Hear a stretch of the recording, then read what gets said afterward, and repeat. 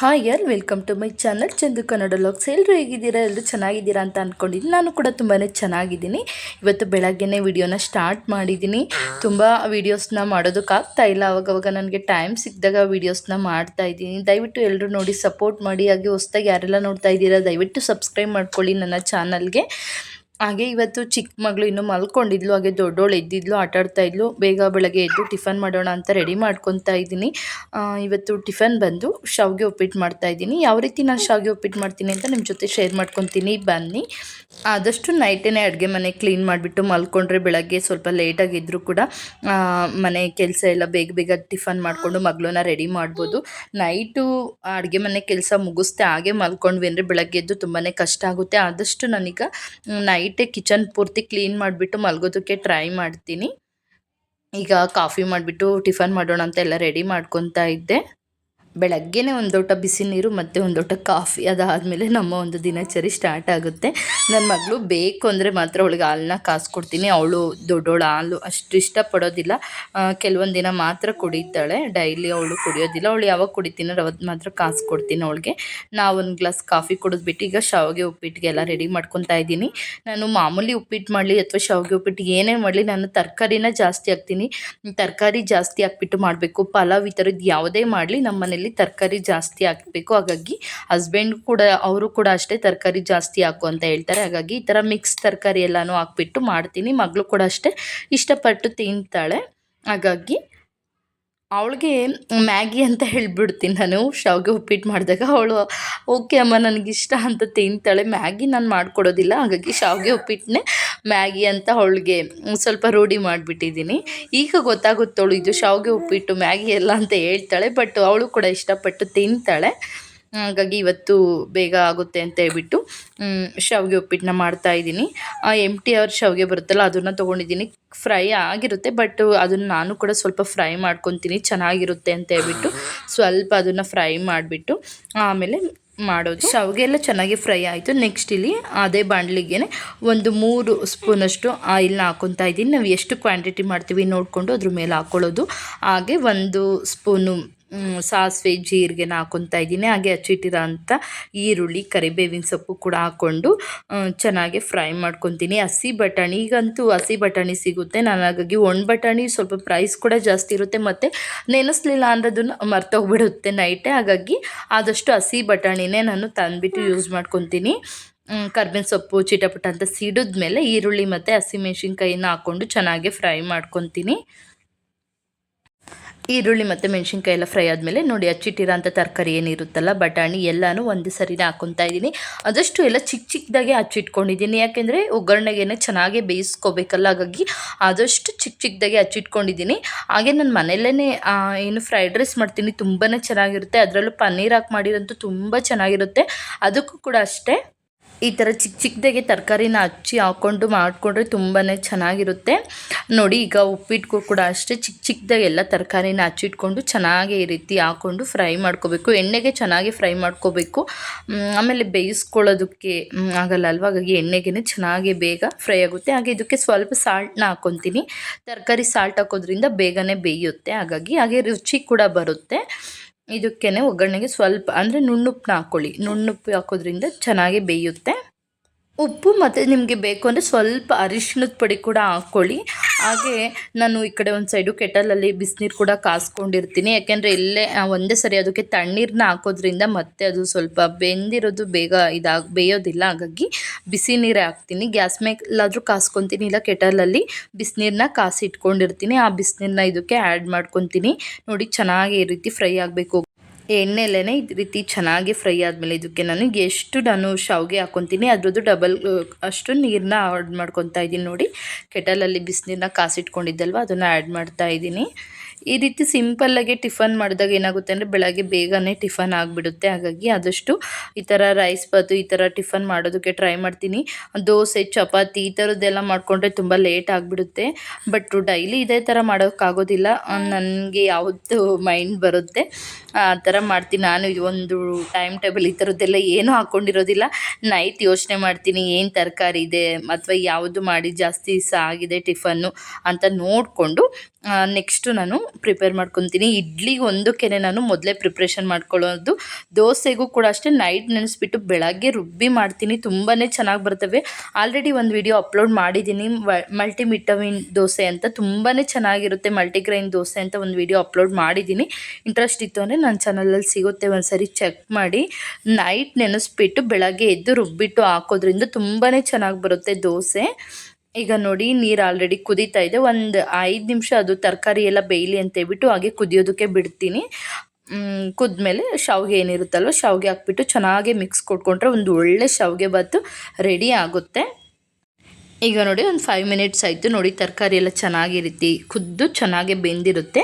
ಇದೆಲ್ಲ ಬೆಂದಮೇಲೆ ಈ ರೀತಿ ಶಾವಿಗೆನ ಹಾಕ್ಕೊಂಡು ಚೆನ್ನಾಗಿ ಮಿಕ್ಸ್ ಕೊಟ್ಕೊಂಡು ಇದನ್ನು ಕೂಡ ಅಷ್ಟೇ ಒಂದು 5 ಮಿನಿಟ್ಸು ಬೇಯಿಸಿರೆ ಬೇಗನೆ ಒಂದು ರುಚಿಕರವಾದಂಥ ಶಾವಿಗೆ ಬಾತು ರೆಡಿ ಆಗುತ್ತೆ. ಮಧ್ಯೆ ನನ್ನ ಮಗಳದ್ದು ಕೂಡ ಸ್ವಲ್ಪ ವಾಯ್ಸ್ ಬರ್ತಾ ಇರುತ್ತೆ, ದಯವಿಟ್ಟು ಬೇಜಾರು ಮಾಡ್ಕೋಬೇಡಿ.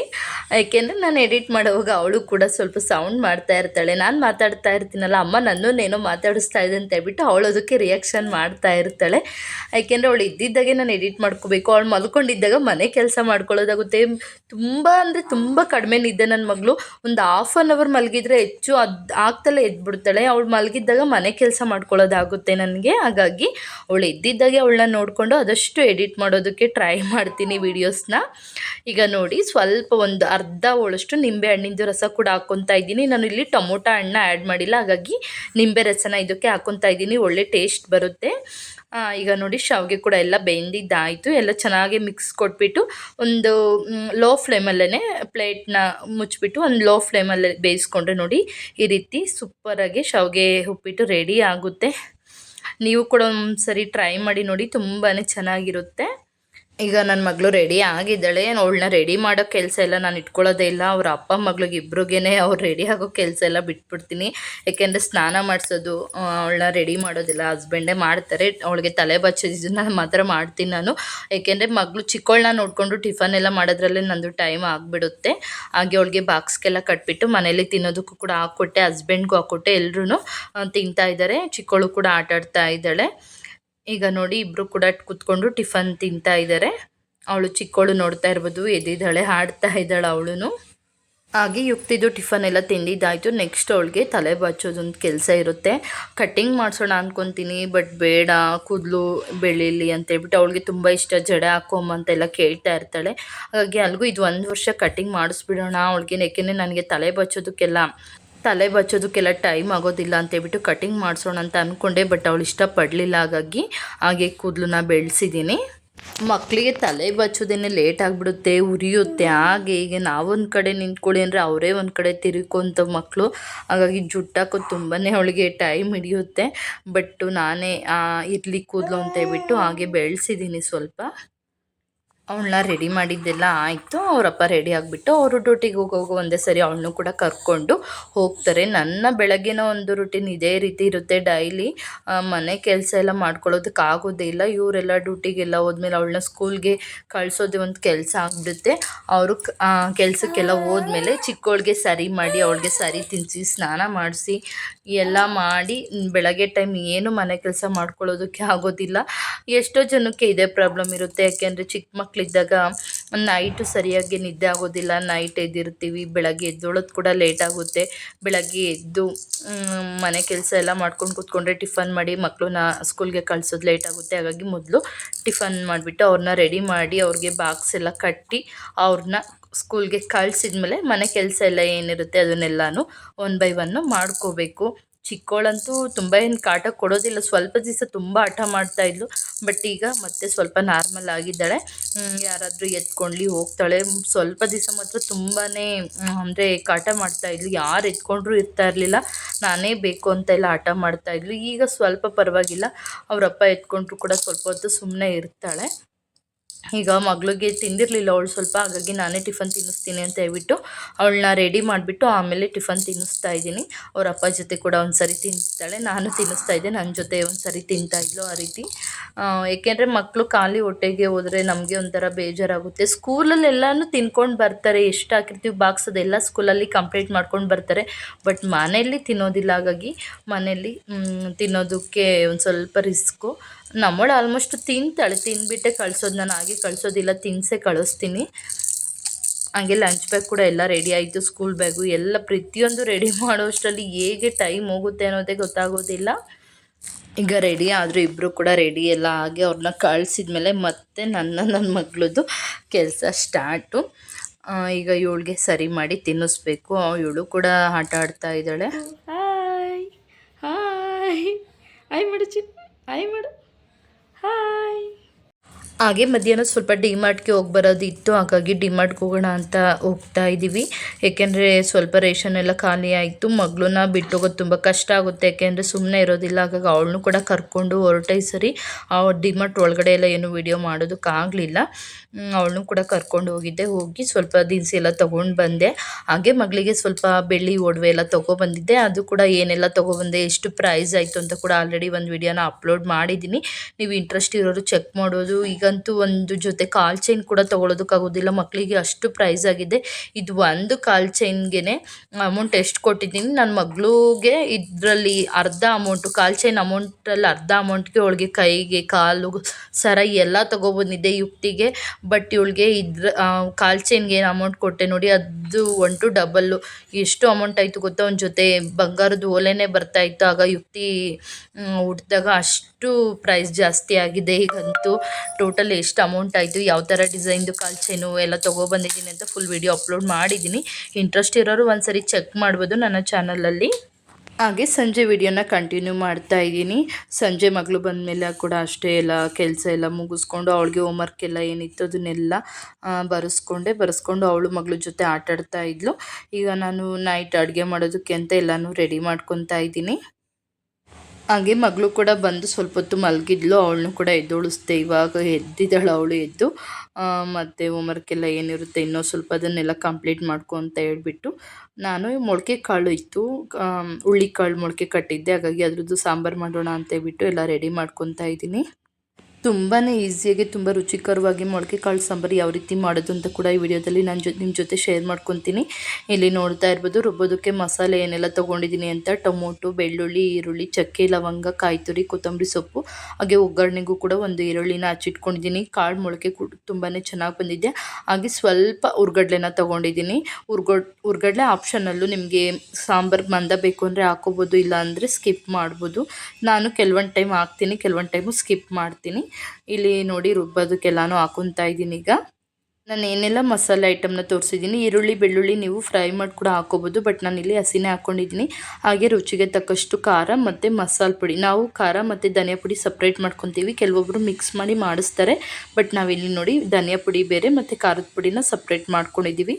ಈಗ ಇದು ಮಸಾಲೆನ ಚೆನ್ನಾಗಿ ನುಣ್ಣಗೆ ರುಬ್ಕೋಬೇಕು. ಚೆನ್ನಾಗಿ ನಾವು ಎಷ್ಟು ನುಣ್ಣಗೆ ಮಸಾಲೆನ ರುಬ್ಕೊತೀವಿ, ಸಾಂಬಾರು ಅಷ್ಟು ರುಚಿ ಬರುತ್ತೆ. ಹಾಗಾಗಿ ಈಗ ಯಾವ ರೀತಿ ಸಾಂಬಾರನ್ನ ಮಾಡ್ತೀನಿ ನಾನು ಅಂತ ತೋರಿಸ್ಕೊಡ್ತೀನಿ ಬನ್ನಿ. ನೋಡಿ, ಒಂದು ಕುಕ್ಕರಲ್ಲಿ ಸ್ವಲ್ಪ ಎಣ್ಣೆನ ಹಾಕ್ಕೊತಾ ಇದ್ದೀನಿ. ಎಣ್ಣೆ ಬಿಸಿ ಆದಮೇಲೆ ಇದಕ್ಕೆ ಒಂದು ಅರ್ಧ ಸ್ಪೂನಷ್ಟು ಸಾಸಿವೆನ ಹಾಕ್ಕೊಂಡಿದ್ದೀನಿ. ಹಾಗೆ ಹಚ್ಚಿಟ್ಟಿರೋಂಥ ಈರುಳ್ಳಿ ಏನಿರುತ್ತೆ ಅಲ್ವಾ, ಆ ಈರುಳ್ಳಿನ ಹಾಕ್ಕೊಂಡು ಚೆನ್ನಾಗಿ ಫ್ರೈ ಮಾಡ್ಕೊತಾ ಇದ್ದೀನಿ. ಹಾಗೆ ಕಾಳು ಮೊಳಕೆ ತುಂಬ ಜಾಸ್ತಿನೂ ಬರಬಾರ್ದು, ತುಂಬ ಲೈಟಾಗೂ ಕೂಡ ಇರ್ಬೋದು, ಚೆನ್ನಾಗಿ ಮೊಳಕೆ ಬಂದಿರಬೇಕು. ತುಂಬ ಜಾಸ್ತಿ ಮೊಳಕೆ ಬಂತು ಅಂದರೆ ಸಾಂಬಾರು ಸ್ವೀಟ್ ಆಗಿಬಿಡುತ್ತೆ, ಒಂಥರ ಸಿಹಿ ಬಂದುಬಿಡುತ್ತೆ. ಹಾಗಾಗಿ ನಾನು ಸ್ವಲ್ಪ ಮೊಳಕೆ ಮೀಡಿಯಮಾಗಿ ಬರ್ತಲೇ ತೆಗೆದ್ಬಿಟ್ಟು ಫ್ರಿಡ್ಜಲ್ಲಿ ಇಟ್ಬಿಡ್ತೀನಿ. ಯಾವಾಗ ಬೇಕೋ ಆವಾಗ ಸ್ವಲ್ಪ ಸಾಂಬಾರನ್ನ ಮಾಡ್ಕೊತೀನಿ. ಆದಷ್ಟು ಸ್ವಲ್ಪ ಜಾಸ್ತಿನೇ ಮೊಳಕೆನ ಕಟ್ತೀನಿ, ಯಾಕಂದರೆ ಪದೇ ಕಾಳನ್ನ ಮೊಳಕೆ ಕಟ್ಟೋದು ಮರ್ತೋಗ್ಬಿಡುತ್ತಲ್ಲ. ಹಾಗಾಗಿ ಸ್ವಲ್ಪ ಕಟ್ಟಿದಾಗ ಒಂದು 2 ಅಥವಾ 3 ಟೈಮ್ಸ್ ಮಾಡುವಷ್ಟು ಕಟ್ಟಿರ್ತೀನಿ. ಈಗ ನೋಡಿ ಮೊಳಕೆ ಬಂದಿತ್ತಲ್ಲ, ಅದನ್ನೆಲ್ಲ ಸ್ವಲ್ಪ ಒಂದು ಸರಿ ವಾಶ್ ಮಾಡಿಬಿಟ್ಟು ಈಗ ನಾನು ಇದನ್ನು ಒಗ್ಗರಣೆಗೆ ಹಾಕ್ಕೊತಾ ಇದ್ದೀನಿ. ಈರುಳ್ಳಿ ಸ್ವಲ್ಪ ಎಲ್ಲ ಚೆನ್ನಾಗಿ ಫ್ರೈ ಆದಮೇಲೆ ಕಾಳನ್ನ ಹಾಕ್ಕೊಂಡು ಚೆನ್ನಾಗಿ ಮಿಕ್ಸ್ ಕೊಡ್ಕೊತೀನಿ. ನಾನಿಲ್ಲಿ ರುಬ್ಬೋದಕ್ಕೆ ಏನು ಟೊಮೊಟೊ ಹಣ್ಣು ಹಾಕಿದ್ದೆ, ಹಾಗಾಗಿ ಈಗ ಚೆನ್ನಾಗಿ ಫ್ರೈ ಮಾಡ್ಕೊತಾ ಇದ್ದೀನಿ. ಕಾಳೆಲ್ಲ ಸ್ವಲ್ಪ ಒಗ್ಗರಣೆಗೆ ಬೆಂದಮೇಲೆ ರುಬ್ಬಿಟ್ಟಿರೋಂಥ ಮಸಾಲೆ ಏನಿರುತ್ತಲ್ವ ಅದನ್ನು ಹಾಕ್ಕೊಂಡು ನಮಗೆ ಎಷ್ಟು ಬೇಕೋ ಅಷ್ಟು ಸಾಂಬಾರನ್ನ ಕುಡಿಸ್ಕೊತಾ ಇದ್ದೀನಿ. ನಾನು ತುಂಬ ಗಟ್ಟಿನೂ ಮಾಡ್ತಾಯಿಲ್ಲ, ತುಂಬ ತೆಳು ಕೂಡ ಮಾಡ್ತಾಯಿಲ್ಲ, ಮೀಡಿಯಮ್ಮಾಗೆ ಮಾಡ್ತಾಯಿದ್ದೀನಿ. ಹಂಗಾಗಿ ನೋಡಿ ರುಬ್ಬಿಟ್ಟಿರೋ ಅಂಥ ಮಸಾಲೆನೆಲ್ಲ ಹಾಕ್ಕೊಂಡು ಚೆನ್ನಾಗಿ ಮಿಕ್ಸ್ ಕೊಡ್ಕೊಂಡು ರುಚಿಗೆ ತಕ್ಕಷ್ಟು ಉಪ್ಪನ್ನ ಹಾಕ್ಕೊಂಡು ಲಿಡ್ನ ಕ್ಲೋಸ್ ಮಾಡಿ ಒಂದು 2 ವಿಸಲ್ ಹಾಕಿಸ್ಕೊಂಡ್ರೆ ಒಳ್ಳೆ ಘಮ ಬರೋ ಅಂಥ ಮೊಳಕೆ ಕಾಳು ಸಾಂಬಾರು, ರುಚಿಕರವಾದಂಥ ಮೊಳಕೆ ಕಾಳು ಸಾಂಬಾರು ರೆಡಿ ಆಗುತ್ತೆ. ನೀವು ಇದಕ್ಕೆ ಕೆಲವೊಂದು ತರಕಾರಿ ಕೂಡ ಆ್ಯಡ್ ಮಾಡ್ಕೋಬೋದು. ಆಲೂಗೆಡ್ಡೆ ಹಾಕಿದ್ರೆ ತುಂಬಾ ಚೆನ್ನಾಗಿರುತ್ತೆ. ಬಟ್ ನಾನಿಲ್ಲಿ ಯಾವುದೇ ರೀತಿ ತರಕಾರಿನ ಆ್ಯಡ್ ಮಾಡಿಲ್ಲ. ಹಾಗೆ ಮೊಳಕೆ ಕಾಳು ಸಾಂಬಾರನ್ನ ಮಾಡಿದ್ದೀನಿ. ನೀವು ಕೂಡ ಒಂದ್ಸರಿ ಈ ಥರ ಟ್ರೈ ಮಾಡಿ ನೋಡಿ, ತುಂಬಾ ಚೆನ್ನಾಗಿ ಬರುತ್ತೆ. ಓಕೆ, ಇಲ್ಲಿಗೆ ಇವತ್ತಿನ ವಿಡಿಯೋನ ಎಂಡ್ ಮಾಡ್ತಾ ಇದ್ದೀನಿ. ನಾಳೆ ಮತ್ತೊಂದು ಹೊಸ ವಿಡಿಯೋದೊಂದಿಗೆ ನಾನು ನಿಮ್ಮನ್ನು ಭೇಟಿ ಮಾಡ್ತೀನಿ. ಅಲ್ಲಿಯವರೆಗೂ ಎಲ್ಲರಿಗೂ ಧನ್ಯವಾದಗಳು. Thank you for watching. Thank you all. Please subscribe my channel.